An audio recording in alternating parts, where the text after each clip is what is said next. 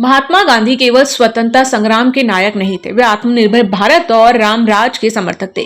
खादी सिर्फ कपड़ा नहीं बल्कि आत्मनिर्भरता और स्वदेशी का प्रतीक है। मैं जनता से अपील करता हूं कि खादी को अपने जीवन का हिस्सा बनाएं।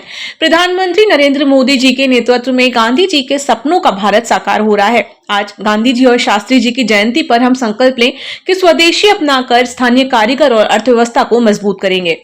देश के यशस्वी प्रधानमंत्री माननीय नरेंद्र मोदी जी ने स्वदेशी अपनाओ, आत्मनिर्भर भारत बनाओ, इस आह्वान के साथ स्वदेशी खरीदने का, खादी खरीदने और पहनने का आग्रह देशवासियों से किया था।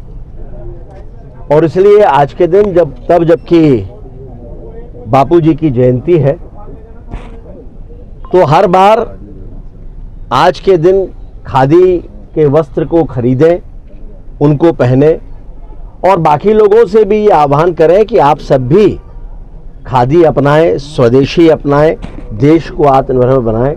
उसी दिशा में आज पूरा भारतीय जनता पार्टी परिवार खादी एम्पोरियम में आकर खादी के वस्त्रों की खरीदी कर उनको धारण भी कर रहे हैं और सभी से आह्वान भी कर रहे हैं कि देश माननीय मोदी जी के नेतृत्व में बहुत तेजी के साथ आगे बढ़ रहा है, लेकिन लक्ष्य बड़ा है। 2047 तक विकसित भारत का संकल्प लेकर माननीय मोदी जी चल रहे हैं। मध्य प्रदेश में डॉक्टर मोहन यादव जी का संकल्प है कि माननीय मोदी जी के नेतृत्व में विकसित मध्य प्रदेश बनकर विकसित भारत के संकल्प को पूरा करें और उसी दिशा में सभी अपने अपने हिस्से का योगदान दें, स्वदेशी को अपनाते हुए। इसी दृष्टि से हम सभी आज यहाँ पर एकत्रित हैं और सभी से आह्वान करते हैं, आग्रह करते हैं कि खादी का कम से कम एक वस्त्र जरूर खरीदें। हो गया दशहरा। एनसीईआरटी में अभी आरएसएस का पाठ्यक्रम ऐड किया जा रहा है। देखिए, राष्ट्रीय स्वयंसेवक संघ एक वो संगठन है जिसने अपने स्थापना से लेकर आज दिन तक सिर्फ और सिर्फ देश के लिए काम किया है। संघ के प्रचारक ये वो लोग हैं जो अपना पूरा जीवन होम करते हैं, घर परिवार छोड़कर, जो हाईली एजुकेटेड हैं। वे चाहें तो अच्छी नौकरियां करके औरों की तरह भी ग्रस्त जीवन अपना सकते हैं, लेकिन देश के लिए कुछ करने के संकल्प के साथ वे संघ में ही अपना पूरा जीवन खपाते हैं। और राष्ट्रीय स्वयंसेवक संघ को लेकर मुझे लगता है पाठ्यक्रम तो क्या, राष्ट्रीय स्वयंसेवक संघ के हर निर्णय से, हर कदम से कोई ना कोई प्रेरणा देश हित की मिलती है और इसलिए ऐसा कोई भी कदम निश्चित रूप से भविष्य के भारत के नवनिर्माण में सहायक सिद्ध होगा। जबलपुर में मां दुर्गा की प्रतिमाओं का विसर्जन प्रशासनिक प्रबंधों और श्रद्धा भाव के साथ जारी है। खास बात यह है कि नगर निगम ने इस बार विसर्जन के लिए विशेष कुंड तैयार किया है, जहां क्रेन की मदद से प्रतिमाओं का विसर्जन किया जा रहा है। शहर के अलग अलग इलाकों से लाई गई प्रतिमाओं का विसर्जन ग्वारी घाट, दुर्गानगर, भितोली कुंड में किया जा रहा है। यहाँ क्रेन से प्रतिमाओं को सीधे पानी में उतारा जा रहा है ताकि किसी को पानी में न उतरना पड़े। इस व्यवस्था का मकसद पवित्र नदियों और प्राकृतिक जल स्रोतों को प्रदूषण से बचाना है।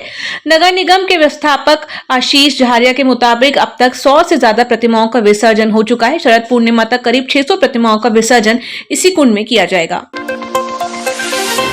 जबलपुर समेत सीधी, सिंगरौली और मऊगंज में शुक्रवार को बारिश हुई। मऊगंज में पिछले 10 घंटे से पानी गिर रहा है। सीधी में पिछले 24 घंटे में 6.59 इंच बारिश रिकॉर्ड की गई। प्रदेश के 17 जिलों में भारी या अति भारी बारिश का अलर्ट है।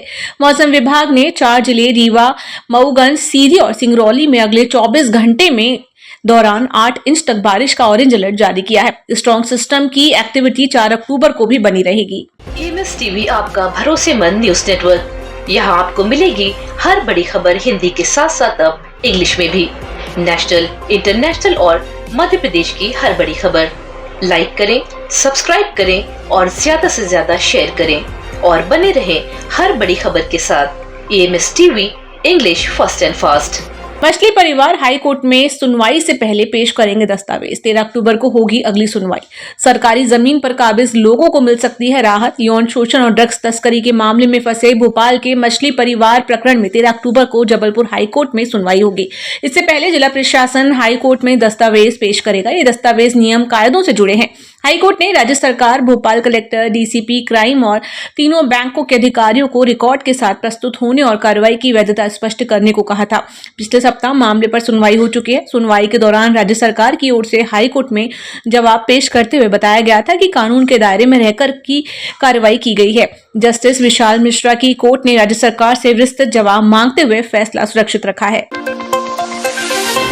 मध्य प्रदेश सरकार ने 2017 में शुरू की गई भावांतर योजना को फिर से लागू करने का फैसला किया है, लेकिन किसान इस योजना के खिलाफ सड़कों पर उतर आए हैं।